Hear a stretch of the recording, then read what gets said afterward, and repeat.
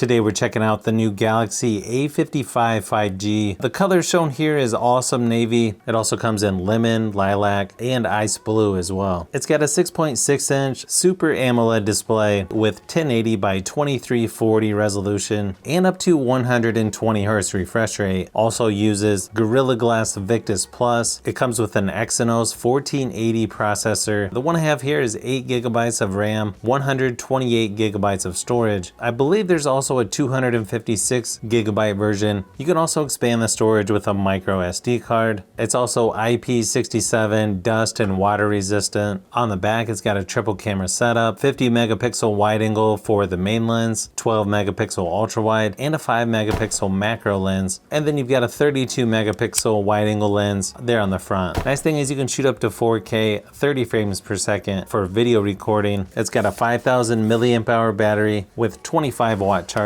Here on the back, you've got your SIM card or micro SD card removal tool. Of course, you have your quick start guide, safety and warranty information, pretty typical USB-C to USB-C charging cable.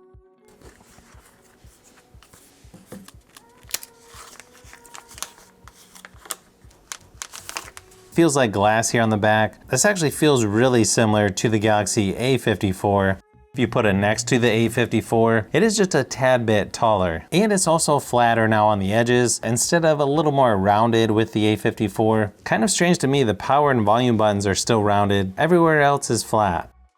Weird thing is it weighs about 11 grams more than the Galaxy A54. It's kind of hard to tell in the video, but this navy blue color, it is really dark and you can just barely see the Samsung down towards the bottom. Probably a little bit closer to the S24 and S24 Plus now. SIM card and micro SD card tray is there on the top. Speaker and USB-C charging there on the bottom. Fairly slim bezels all the way around. You can see it's just a tad bit thicker down at the bottom. When setting up, you've got face unlock, fingerprint, PIN, password, and pattern. You'll notice the placement of the fingerprint scanner seems a little low to me. I know that's personal preference, but I just think it would be a little more comfortable if it was just a tad farther up on the screen. As far as the screen quality on here, actually it looks pretty good. I feel like it's very similar to the Galaxy A54. It's also Widevine L1, which is going to be good for streaming apps like Netflix. You can also watch up to 4K resolution for YouTube videos as well. I always like how Samsung does their lock screens. You can see they add a little bit of animation there. Fingerprint scanner seems to work pretty good on here. Looks like it's using about 15% of the 128 gigabytes of storage. Keep in mind this does have motion smoothness if you want to switch it from adaptive to standard. If you're concerned about battery life, you could put it on standard, which is only 60 Hz instead of 120. It's currently on Android 14, One UI 6.1. Looks like there is an update, so I'll go ahead and do that. And then of course, left of the home screen, you've got Google Discover or Samsung Free. Looks like most of your typical apps that you normally see on Samsung phones, and they do have a couple extras like Facebook, Netflix, most of your typical ones from Samsung, a handful from Google, and a few from Microsoft.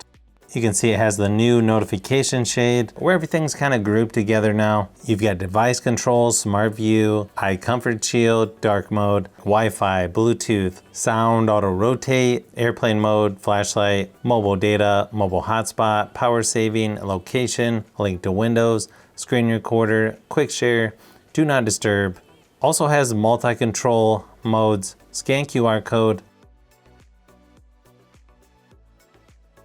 Also has Dolby Atmos, I'll move that up. It has extra dim, take screenshot, NFC, live caption, battery protection, kids, secure folder. One thing you will notice, this doesn't have Samsung DeX. You also have the setting where you can just swipe from the corner to see everything instead of swiping down twice. Performance-wise, this is a nice jump up from the Galaxy A54 in single and multi-core scores, but the biggest jump in performance is the GPU score, going from about 3,000 to over 4,000. Overall gameplay was fairly smooth for the most part on games like Asphalt 9 and PUBG Mobile. For some reason during PUBG Mobile, there were some glitches when you would see water when I had it on ultra graphics settings, so I had to turn that back down to HD graphics, then it seemed to be fine. I ran my typical battery drain test and it lasted about 14 hours before dying at 100% screen brightness, so close but not quite as long as the Galaxy A54, which was about 15 hours. It's still really good battery life though compared to others I've tested, and then it takes a little over an hour to charge back up. I thought I saw somewhere that this has wireless charging, but when I tried it, it wasn't working, so I don't know if it's just certain models or if it just doesn't have it. Now the speakers aren't the loudest on here, but I feel like they're loud enough for most things, especially if you turn Dolby Atmos on. Here's a quick sample just to give you an idea of what it sounds like.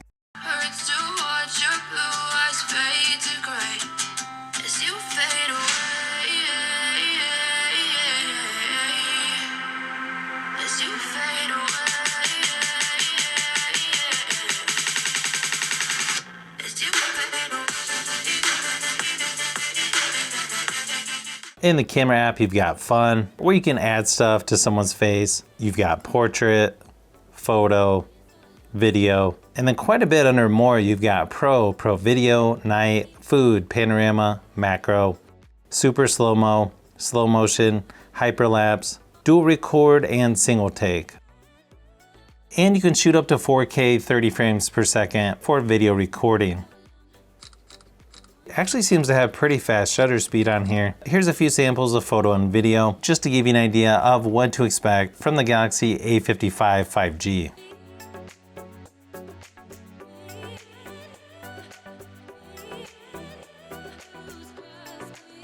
The photo and video quality on here is actually better than you would think for a phone in this category. Overall, it seems like a decent upgrade from the A54 in most categories. I'll probably have to do a direct comparison, hopefully here soon. There's quite a few things that make it so close that I don't feel like it would make sense to upgrade if you already have the A54. If you like phones, tablets, and other tech, I've got quite a few more things that I'm working on, so you'll want to keep an eye out for those upcoming videos.